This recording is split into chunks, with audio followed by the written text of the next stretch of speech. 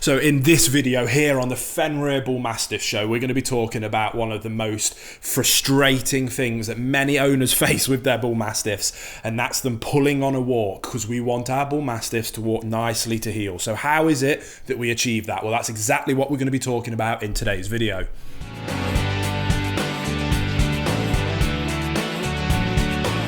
Welcome back to the Fenrir Bullmastiff Show. If you are new here, my name's Will. I'm a canine behaviourist and I'm the founder of FenrirCanineLeaders.com. And this Fenrir Bullmastiff Show is dedicated to teaching you everything you could ever want to know about this glorious breed, the Bullmastiff, who was my personal first guard dog breed.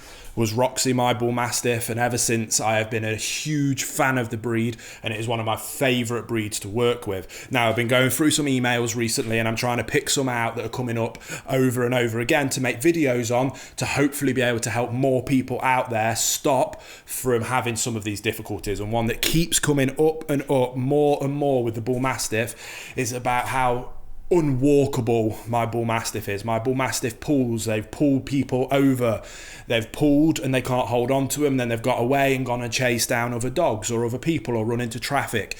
Just about them not walking nicely. Now, what tends to happen is with such a big, powerful breed like a bull mastiff, if you don't get that nice heel walking manners in place and good obedience early on, when they get so big and powerful, they're unmanageable on walks. So then people stop walking them. When they stop walking them, they're not burning off that energy that all dog breeds need to burn off. And when a dog breed isn't getting the right amount of exercise, then other behavior problems quickly start tumbling out. The most important thing we can do for our dogs, especially big powerful breeds like a bull mastiff, is to tire them out. A tired dog is a happy dog. It's cliche, but it couldn't be more true. So when we're talking about teaching a dog to walk nicely, if you're watching this preemptively or proactively because you've just got a new puppy or you're thinking about getting a new bull mastiff puppy, I highly encourage you to make walking to heel one of your main priorities in early obedience work. Now, in my Perfect Puppy course that is available as part of our Ultimate Bull Mastiff Owner's Guide,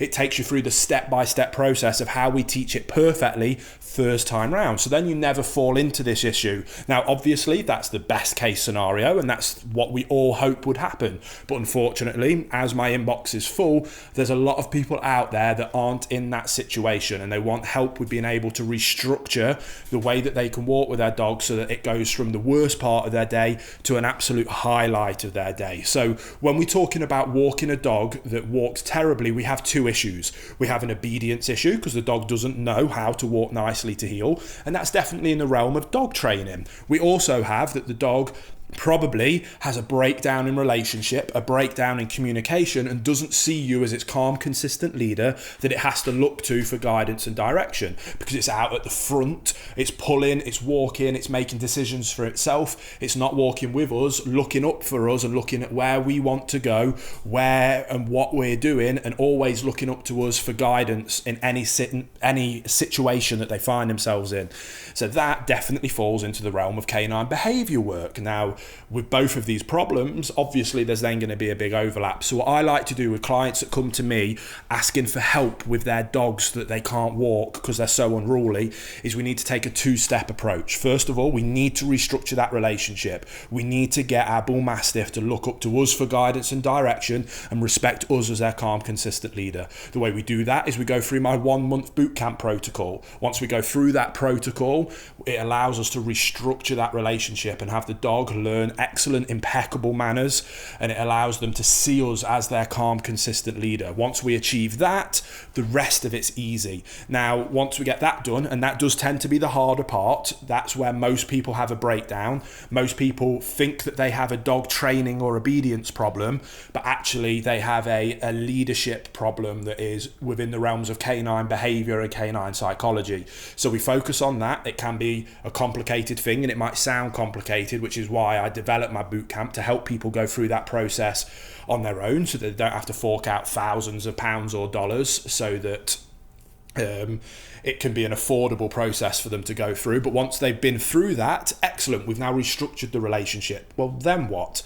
Well, then now we've got a dog that looks up to us for guidance and direction. We need to be able to repay that with thank you. Yes, thank you for looking up to me.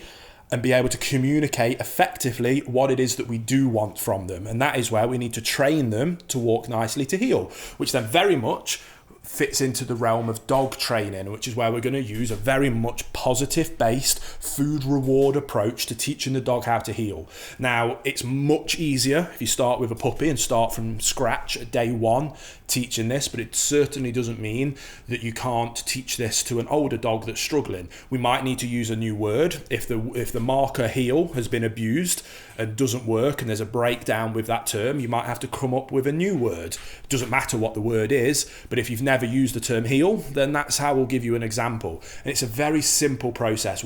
Teaching a dog to walk to heel really isn't rocket science.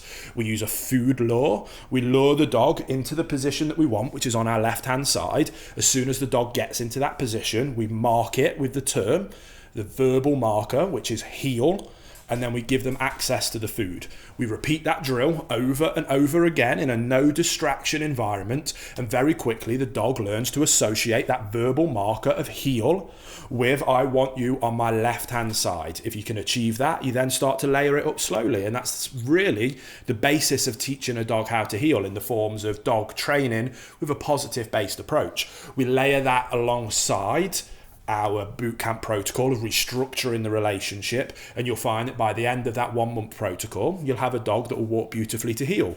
You can usually teach the dog that basic concept, and you can kind of charge that verbal marker of heel in 1 or 2 sessions. You can achieve that in the first couple of days. Then for the rest of the month, we're just slowly layering it up. So we might do it on the spot to start with. Then we might add some 90, 100, 270, 360 degree turns in, luring the dog, constantly keeping them on our left-hand side, marking it with the term heel and praising and rewarding when they get there. We then might add in a couple of steps in one direction, turn, 1 step in the next direction, turn, couple more steps, constantly luring them with a food reward, marking it verbally and reinforcing it.